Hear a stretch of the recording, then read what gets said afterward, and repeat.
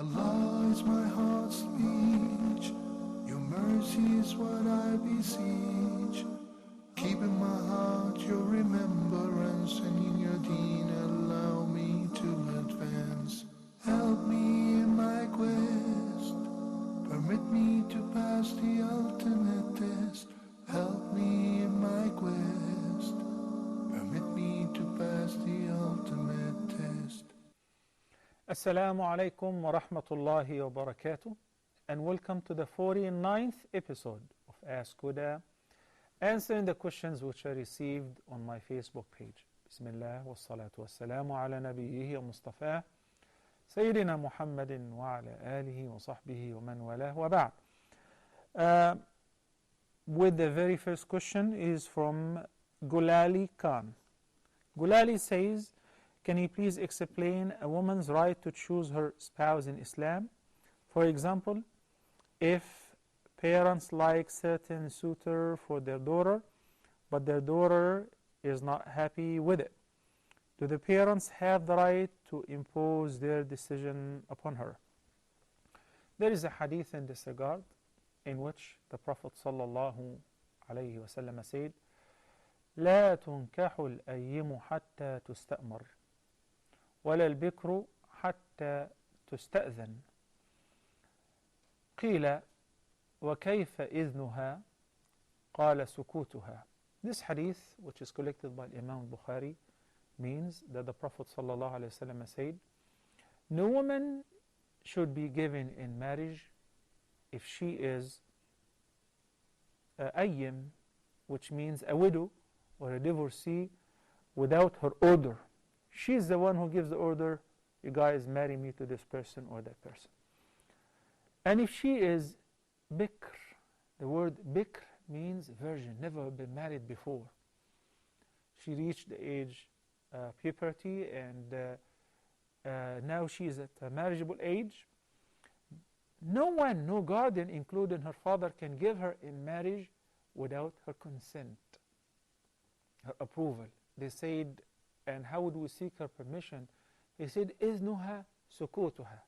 In another narration, sumatuha. For a virgin girl, have never been married, she's much more shy than a woman who has been married before and she went through this whole process. So in modern societies, whenever the father, the brother, or whoever the guardian is, asks the girl, somebody is proposing to you and asking me for your hand, what do you think? Whenever she lowers her head and she's quiet or she smiles, that's called izn, permission, consent. If she doesn't want to, she may cry, she may say no, maybe to her mom. She would show that she's not interested, she doesn't agree. According to the hadith, we understand that it is not permissible for anyone to give the girl who's under his guardianship in marriage without her either approval, consent, or order if she was ayyim, been married before. And this is a very important thing which is supposed to lift the fog and refute the misconceptions which go around this matter when they say that pre-arranged marriage or forced marriage, the parents in Islam force their daughters to get married the guy whom they like. That is not true, and the hadith is very obvious in this regard. There is another hadith which is a weak hadith. A woman who has been married, her father gave her in marriage to his nephew, and she came to the Prophet ﷺ and asked him, is it okay for the guardian to give his daughter in marriage without her permission? And the Prophet ﷺ said, no. And she told him the story that my father gave me in marriage without my consent to my cousin for such and such reason. And Nabi sallallahu alayhi wa sallam said, it is up to you. If you want to approve this marriage, fine. If you want to nullify it, it's your word. You have the right to nullify such marriage. So she said, Ya Rasulullah, no, I like to approve it. I just wanted to inform all women that in Islam, no one has the right to force the girl into any marriage if she does not agree to it, if she does not have the desire to marry this person or that person. I hope this matter is very clear. One sister is asking, an anonymous name, what is the ruling on accepting an invitation to a dinner or a party given by Muslims to recite Quran for the dead annually or celebrate anniversaries, birthday parties, and Mawlid, and so on? I wouldn't attend. Why? Because it is not permissible to even hold these anniversaries for the dead person, especially when we add to that religious duties. Like, I know what they do. They give everyone a para, and we sit together, and everyone finishes his para. Then we do Ameen party, and everybody recited. We claim that we made khatmah for the dead person. This gathering is not approved. I'm talking about by the Sunnah in our Sharia. So we would love to benefit the dead person and would like to condole his family. Number one, the Prophet ﷺ said, Al-Aza, or giving the condolence, has 3 days. Except if you're abroad and you didn't have a chance to give Aza or condole the family of the dead person, because it renews the sorrow and the pain, feeling, and so on. As far as benefiting the dead, it could be done by many legal and advised ways according to the Sunnah. Number one, making dua for the dead person. Performing Umrah or Hajj and either praying for him or her, the dead person, while performing Tawaf and Sa'i or on the day of Arafah. Or if that person didn't have a chance to do it, he can do it instead of him or her, provided you have done yours first. Giving any charity on behalf of the dead person. Fasting the missed days on behalf of the dead person. There are many things. Giving a continuous charity, building a masjid, participating in building a masjid, or whatever. These are all legal means through which it would definitely benefit the dead person. As the Prophet ﷺ said, printing or buying copies of the Quran and distributing that among the students, books of da'wah, that would definitely benefit the dead person if your intention is to grant the word to the deceased. The practice of getting together after 40 days and after 4 months or after 1 year to celebrate or commemorate the remembrance of the dead person, no matter who is he, it is not permissible. Habiba, the Prophet's wife, may Allah be pleased with her, narrated that the Prophet ﷺ said, I do not permit anyone to mourn the death of anyone for more than 3 days or beyond 3 days, except the wife. She should mourn the death of her husband 4 months and 10 days. 4 months and 10 days. And that's why Habiba, she was visited by one of the lady companions after her father Abu Sufyan passed away once. Then once again after her brother passed away. And Habiba, may Allah be pleased with her, after 3 days she decided to wear kuhl and put some perfume. She said, Wallahi, I'm not interested. I don't want to. Of course her heart is still saddened by the death of her father or her brother. Had I not heard the Prophet ﷺ saying so, and she narrated the hadith, that no one should mourn the death of another beyond 3 days, even if it is a father, a mother, a brother, a sister, a wife, but the wife mourning the death of her husband 4 months and 10 days. So what about 1 year? And these anniversaries, these are all invalid practices. And if they are invalid, then they will not be of any use for the living, let alone to benefit the dead. We stated what would definitely benefit the dead. But some people insist. Why? Because they do not look at it from a religious point of view. They are not really concerned about what will benefit the dead. What they're concerned about, to fulfill their cultural practices. What would people say about us? They would think that we are very cheap, we're very miser, we do not like our beloved person who passed away, our father, our mother, whoever. We have to throw a big party. We have to invite everybody. We have to invite the qaris and give them plenty of money. Why? So everybody knows that we are very keen to honor and commemorate the death of our father, our mother, this is invalid. Has nothing to do with the religious duties towards Allah or towards the dead person. And Nabi sallallahu alayhi wa sallam said, whoever innovates anything in our religion, it will be rejected. As simple as that. But I can definitely recite Quran on my own as much as I want. And after I recite the Quran, whether I recited one para, two paras, more or less, or the whole Quran, and at the time of making dua, I include the dead person in my dua on any day, not to do it on the commemorating day, the anniversary of the death or the birth of that person. That becomes an innovation. It is something relating to the religion and religious practices.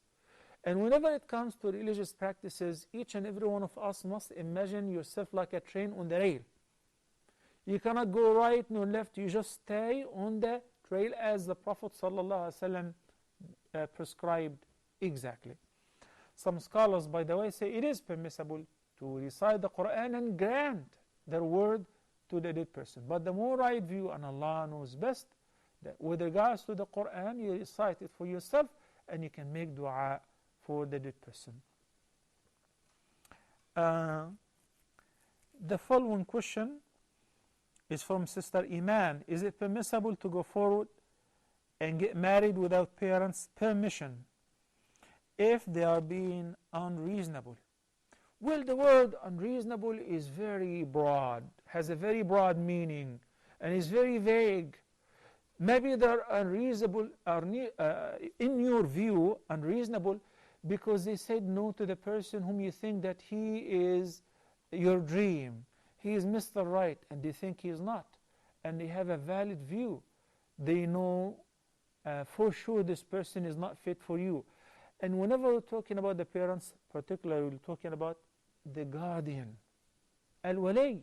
Why? Because the Nabi sallallahu alayhi wa sallam said in the sound hadith, لا نكاح إلا بولي وشاهدي عدل. There is no valid marriage without the fulfillment of two things: the consent of the guardian and two just Muslim witnesses. Right? So if a girl gave herself in marriage without the consent, the approval of her guardian, whether the guardian is the father, the brother, the grandfather, the uncle, or whoever, then such marriage is invalid. Aisha al-Mu'mineen, may Allah be pleased with her, also narrated the Prophet sallallahu alaihi wasallam as saying, أيما امرأة نكحت بغير إذن وليها فنكاحها باطل. فنكاحها باطل. Any woman who gives herself in marriage without the consent of her guardian, then such marriage is invalid, nullified, as it did not even take place. So the relationship will be an illegitimate relationship. You have to be very careful. What about if the guardian is really unreasonable? Who will determine that? Each case has to be looked at and judged independently. I cannot just give you my view right now because right away, I have some cases, of course, in the States.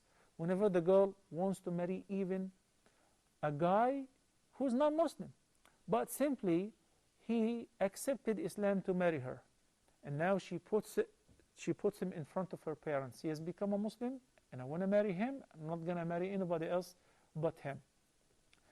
The father realizes that this boy or this guy is only saying it in order to be legitimate to marry his daughter. He wants for his daughter a righteous person, a father of his grandchildren, and somebody who would really protect his daughter and raise his children as Muslim children. So he has a valid point. So the girl will say, oh, my father doesn't pray, even though he's praying. My father doesn't do this, my father does that. My father smokes, then he is rebellious, then he's not, he doesn't have the right to be my guardian. She will just say anything that happened over years, as we have seen this repeatedly. It isn't sufficient for the scholar or the mufti to hear the words or the claims of a girl who wants to get married without the consent of her guardian. Because guess what? let me finish my statement, without verifying her statement, whether it's true or not, because there are some cases where the husband, the father, is stubborn. And he has something in his mind he doesn't reveal to others. He wants a particular person, and maybe this particular person is not fit, is not religious, is not honest, but he has somebody in mind, other one who's working with him, or a partner, or due to business and so on. And that is similar to the hadith which I mentioned earlier. He cannot force her to marry any person because he wants to. Nor can she get married without his consent if he is reasonable, if he is righteous, if he is a dutiful father and dutiful to Allah subhanahu wa ta'ala. Because of that, each case has to be handled separately. We look into the circumstantial evidences and ask people who are relating to the family to find out whether the girl's claim or claims are right or not. Based on that, we make the decision. هذا والله تعالى أعلى وأعلم. One brother is asking, what are the intended meanings portrayed throughout resurrection-related verses in the glorious Quran? There are many ayat in the Quran which spoke about resurrection.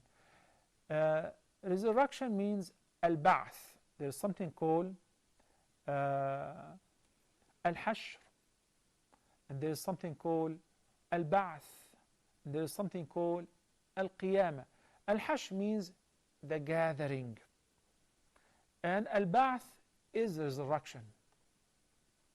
Resurrection. Which one comes first? Resurrection. Resurrection on the day of judgment, which is the day of al-qiyamah, rising up. All the dead would come up from يوم يخرجون من الأجداث سراعا كأنهم إلى نصب يوفضون. يخرجون من الأجداث, when they come out of their graves, سراعا, rushing and racing, كأنهم إلى نصب يوفضون, like they know exactly their aim and their goal, where to go to. This is going to the land of gathering, أرض المحشر. This process called resurrection.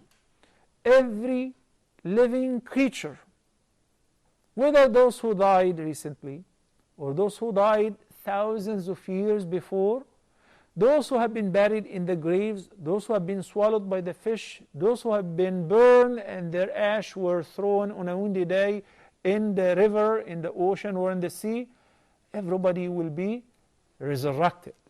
Yub'ath. Okay, that is the meaning of resurrection. Then this resurrection is for what reason? And gathering for what reason? For what reason? Is for the beginning of reckoning. The reckoning will be after everybody will be resurrected and will stand up for a day. Its length is 50,000 years. As Allah subhanahu wa ta'ala said, its length is 50,000 years of our time. Then people will be judged and the reckoning will start, al-hisab, and people will be sent accordingly to their final abode, according to their deeds, according to their faith and belief, to Jannah or to Nar. May Allah subhanahu wa ta'ala give us all a good ending, make us die in a state of belief and Islam, and take us to paradise.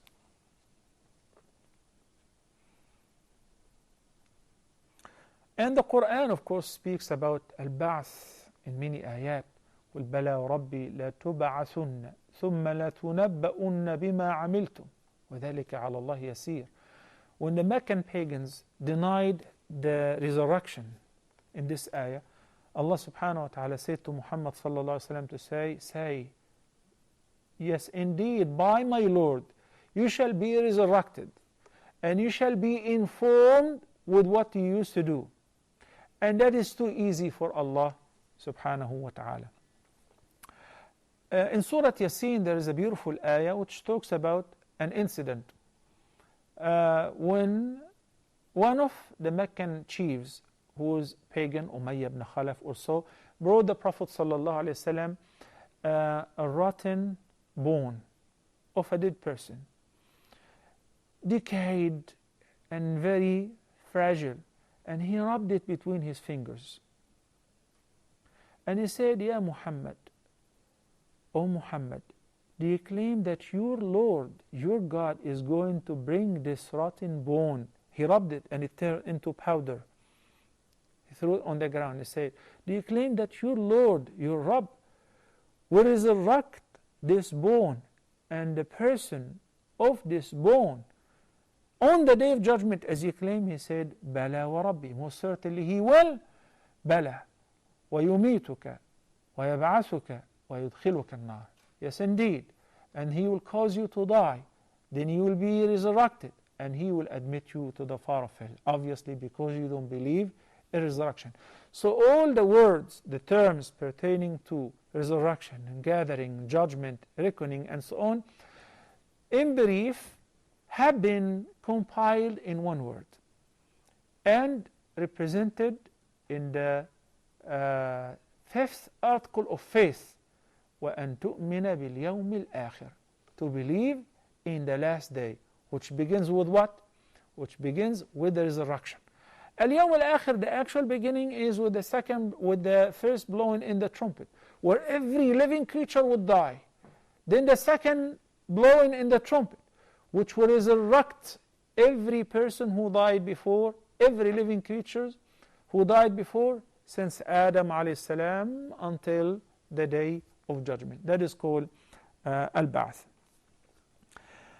Faiza Uthman says, I came across a Shia recently who told me that the story of Hadrat Aisha radiyallahu anha, peace be upon her, ordering heirs to be sent towards the janazah of Hassan ibn Ali radiyallahu an, and he was to be buried next to him. This is all lies and fake. The companions loved one another.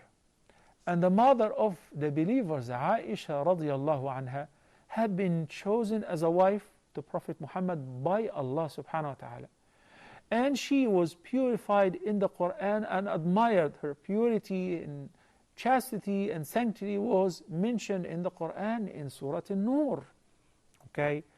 And Al-Hasan wal-Husayn, the two grandsons of the Prophet sallallahu alaihi wasallam, the sons of Ali, may Allah be pleased with him, and Fatima, the daughter of the Prophet sallallahu alaihi wasallam, he said about them, Sayyida Shababi Ahli al-Jannah. They will be the masters and the leaders of the youth of paradise in Al-Jannah. And the companions understood that. So these fake narrations have no place in the belief of the mainstream of the Ummah.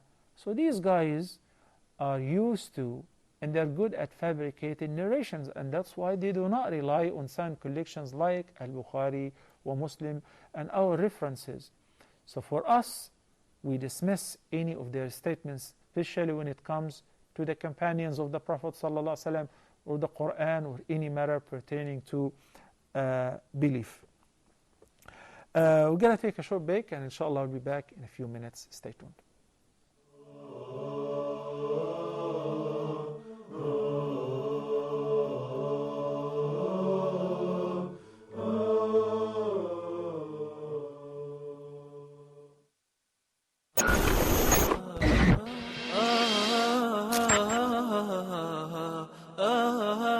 Reading the Quran is a blessing. Understanding its translation is beautiful. But diving in depth and extracting pearls from it is simply amazing.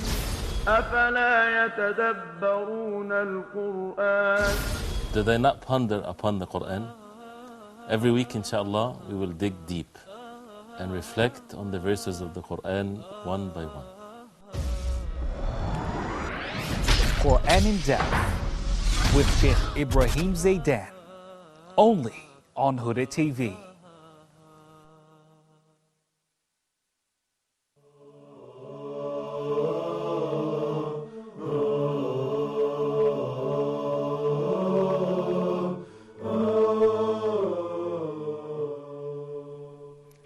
Assalamu alaikum wa rahmatullahi wa barakatuh, and welcome back. The first question we have is from Muzaffar Qadir. Muzaffar Qadir says, Is it allowed to go to the cemetery to remind ourselves that we will die? It is not only allowed, it is highly recommended. And Nabi sallallahu alayhi wasallam said in the hadith, which permitted and recommended frequently visiting the graveyard, ألا إني كنت نهيتكم عن زيارة القبور ألا فزوروها فإنها تذكركم الموت. Indeed, I have forbidden you from visiting the graveyard. Now I'm ordering you to resume visiting the graveyard. Why? What is the effective cause? Why was it forbidden initially? Then now it has become recommended. As far as the recommendation is said, because it shall remind you of death. We just returned from burying one of our staff, somebody who used to work with us for years. Allah tested him with a brain cancer for a couple years. Then finally, alhamdulillah, may Allah have mercy on him, he died while in a state of belief, and he was very happy with Allah subhanahu wa ta'ala. Today, while standing at the graveyard and just contemplating the idea of death, I said I should bring my children more often to the graveyard, and we sit there and I tell them that your daddy will be in this grave anytime soon. Just remember to come and make dua for him and seek forgiveness for him, and remind them and remind myself how short and brief is this life. It is not really worth fighting for it. It is not really worth dying for the dunya, rather dying for the bigger cause, for the sake of Allah subhanahu wa ta'ala. So frequently visiting the graveyard, and similarly frequently visiting the sick people and people who are experiencing death on their deathbeds, would bring to the hearts and minds of those who still have a living heart and a reflecting mind that this life is not worth it. It is not worth it to steal. It is not worth it to take bribery. It is not worth it for a woman to show her beauty and her hair and wear a v-neck and tie blouse and tie jeans just to make everybody flatter and say, wow. Wow? Well, remember Umar ibn Abdul Aziz, may Allah be pleased with him, one of the poets entered upon him to admire him so that he can get some cash, some gold, for admiring him as he used to do with the rulers before him. He started talking about his face, his eyes, how beautiful his eyes. I said, I wish you can see my eyes a few days after my burial. You would not stand the scene when the worms and the insects would be eating my eyes, and when I smell and oh my God. Think about this scene. There's only one thing which would benefit you: your good deeds, your istighfar, your dhikr and your dua. Well, if this is the case, then it's not worth it. And what will make you frequently remember this? Death. You know what? When you buy a flat, you don't just settle for that. You're always thinking, you have the thought of, maybe I can sell this flat and I move to a bigger one. When you buy a car, you just have it for a couple years. Now you need to change to a newer model, and so on and so forth. No one is ever content 100%, says, this is it. Life is very short and brief. Let me spend the rest of my life focus on my ibadah and pleasing Allah subhanahu wa ta'ala. The human nature is not like that. Always wants more. That's why Nabi sallallahu alayhi wa sallam said, ليس الغنى عن كثرة العرض ولكن الغنى غنى النفس. Richness is not the richness of wealth and possessions, because it doesn't matter how much you own, how much you possess, you still want more. That's a human nature. But the true richness is the richness of the heart, when you feel content, when you feel, alhamdulillah, I already have, I have plenty, more than what I'm going to use, And when I look around, subhanallah, after the Arab Spring, for these rulers who rule the Muslim countries and rip their countries off, and I hear about this president having his account 70 billion US dollars, and another one they take hundreds of millions from the wall of his palace, who is hiding money in the building, in the wall between the sheetrocks, and another person was hiding gold in the desert, and I say to myself, subhanallah, What are you going to do with all this money? If you eat every day caviar, if you eat the most delicious food, if you tour the whole world, if you just throw money from the plane, you're not going to be able to spend all this money. So why do you still steal? Why do you still want more? Why are you not being content? Why? Because this is a human nature. You want always more. You do not look at what you have. Rather, you look at what you want, what others have. That's why Nabi sallallahu alayhi wa sallam said, don't you ever compare yourself to one who is much more fortunate than you as far as wealth and dunya. Rather, look at those who are misfortunate, less fortunate than you. You have a flat and you're dying to buy a building, not a flat. Look at the gatekeeper. Visit him in his little tiny room. Look at the driver. Look at people who are serving you, what kind of life they're living. It is not to slow down to the point that you don't want to do anything, you don't want to earn, you don't want to have a nice flat, but to slow down and keep balance. Some people work to earn lawfully or unlawfully forever until they drop dead. They did not spend a few hours with their children, whom they love so much. When you ask anyone, why are you doing all of that? For my children. Who are your children? In which grade? What do you know about them? I've seen this a lot. So one day I will enjoy sitting with them. When? When they grow up and I meet some of them, they do not develop any feeling for their parents, particularly the father. The father was earning haram. Yes, he provided them with plenty of money. This person says, I swear, I have in the account of my son and in my daughter and in this and that much money. And they do not appreciate any of that. They do not. So I spoke to one of them and I said, so if you do not like your dad, if you do not like your mom, why are you living with them? He said, I'm enjoying the free ride. Something is missing here. Why do we do all of that? Why do we plan and work like we're living forever? The proper way is frequently visit the graveyard. Think about it. I'm not going to earn a penny from haram.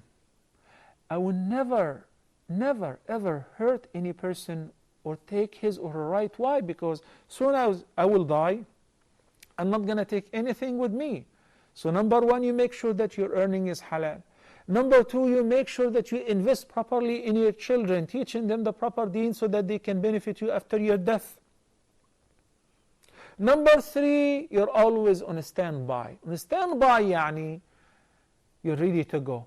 You have your wasiyah written, you paid your debt, you train your children what to do after your death, you taught them how to pray, so that when they pray, offer them namaz, they pray for you.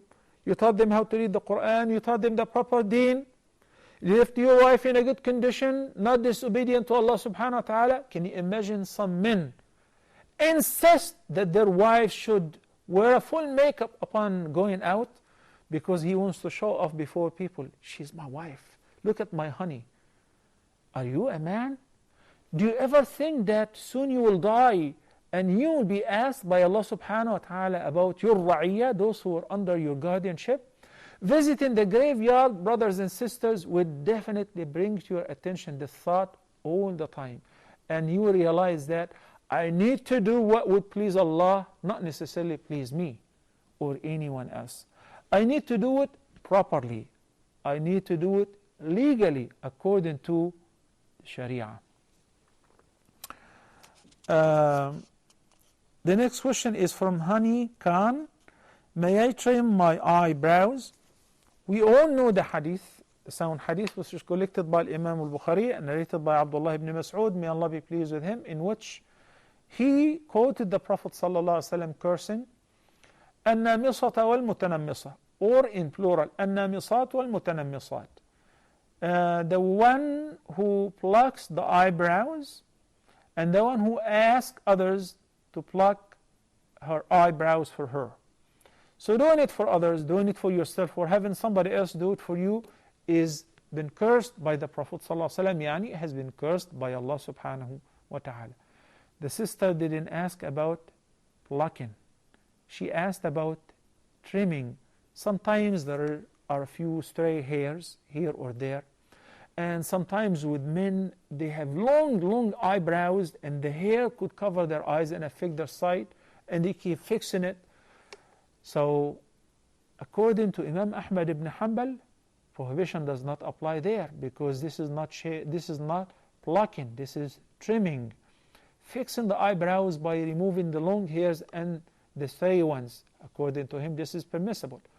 There are other scholars such as Shafi'i and Malik who look into any mean of changing the eyebrows as a nams exactly. So if you go by the opinion of Imam Ahmad ibn Hanbal, who many people think that is very harsh, a very difficult opinion. There are many easy opinions, easier than any other madhab, by the way. And he has a very valid point. He said the Prophet ﷺ forbade an-nams, not trimming, not removing the stray hair, and so on. So I presented the two views before you, and you should keep in mind that whenever it is needed or necessary, like if any of the long hair is affecting you or so.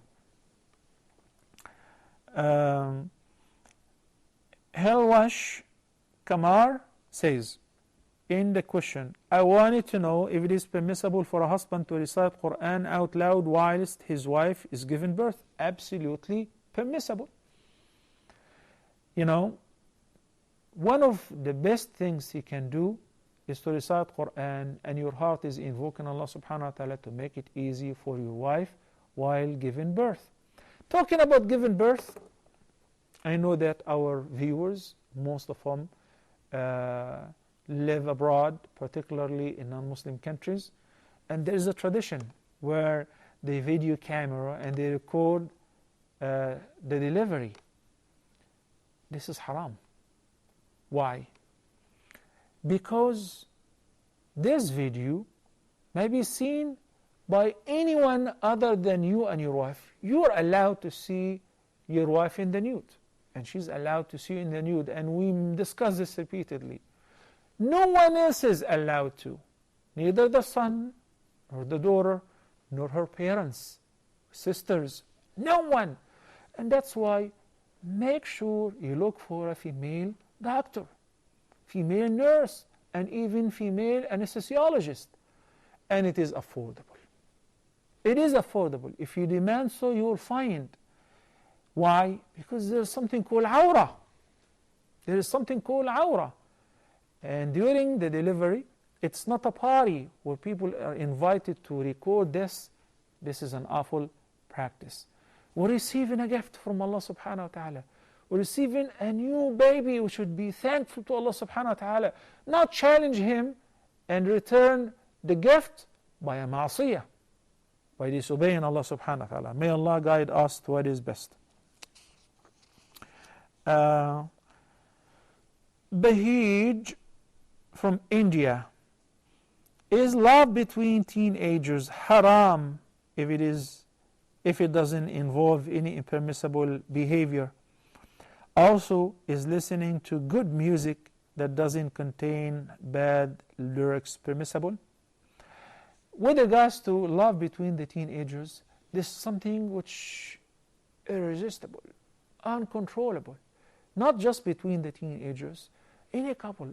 A man may love any woman, a woman may love any man, but whenever it comes to feelings, it is not up to you.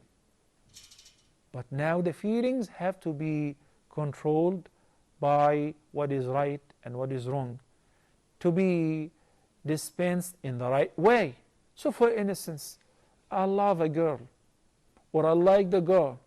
I gather some informations and she belongs to a good family, and she's a good Muslimah. The Prophet ﷺ said, I haven't seen any better treatment for the two who are in love better than marriage. So what is the solution? Marriage. Okay, but I'm not ready yet. Like how many years you need? 7. Then don't think about love yet. Don't think about love yet. You're going to ruin your life. You're going to live in dreams, daydreaming all day long. focus on your school, your sports, your exercise, building your future. And once you graduate or you have a job, or if you have your daddy who can support you to get married while studying, fine, no problem. And I encourage the parents whom Allah bless with wealth, if your son or your daughter who is serious, he's successful in their studies, successful in their schools, they're serious in their life, I like this girl and she's very good, okay, son, no problem, let's go and ask for her hand. If you can't afford to support your son financially, whether to live with you in the same place or rent a flat or buy a flat for him, why not? We made this money for what? Huh? For what? And I have many of my students and many of my colleagues whom I advise to do so, and alhamdulillah, all these cases are 100% successful. Whenever the daughter comes to the father and say, to the mother, normally she would not go to the father and say, Mommy, I want to get married. That's a big thing. You should take it serious. At least she got the courage to share with you that she is at a marriageable age. Which one is more important, chastity or degree? No question asked. Chastity. And when she says it once and twice and she has somebody in mind who's capable to get married, why not? And sometimes if he's not capable to get married and the family of the girl is very much capable and can support them both, why not? The main purpose of marriage is to build a happy and a true practicing Muslim family. If that can be achieved, we mentioned the story of Sa'id ibn al-Musayyib, may Allah be pleased with him. Sa'id ibn al-Musayyib is known as Sayyid al-Tabi'een, the master of al-Tabi'een. Al-Tabi'een is the second generation. First generation was the companions, al-Sahaba. The second generation, al-Tabi'een, who met and studied from the companions of the Prophet ﷺ. So he was the leader. He was one of the most learned scholars. The Khalifa sent to him a proposal that he wanted to give his son, he wanted his son to marry to his daughter. So he's asking for Sa'id ibn Musayyib's daughter's hand. What did he do? He denied. He said, sorry, no. He doesn't want to give his daughter to the crown prince. He doesn't want his daughter to eat from a possibility of doubt of haram. He wants her to live as a believer, eat from halal and live in halal and so on. So he had in mind, no, this is not the right proposal. Then subhanallah, one day he had many students. He spotted one of them who was very good and righteous. And he asked him, are you married? He said, no. He said, why not? He said, I can afford it. He said, would you like to marry my daughter? Can you imagine, would you like to marry my daughter? Really? Yeah, well, I don't have anything. He said, don't worry about it. And after consulting his daughter, she was very happy because she knew that her father would choose for her the best husband, and she agreed he would not give his daughter in marriage without her consent, as we discussed before according to the hadith. And he gave his daughter to him in marriage, and he had nothing in his house. They supported him. If the man is serious, if the man is seriously looking for a job or have a job and he has potentials, even if he doesn't have the capacity now, but he's got the potentials, why not?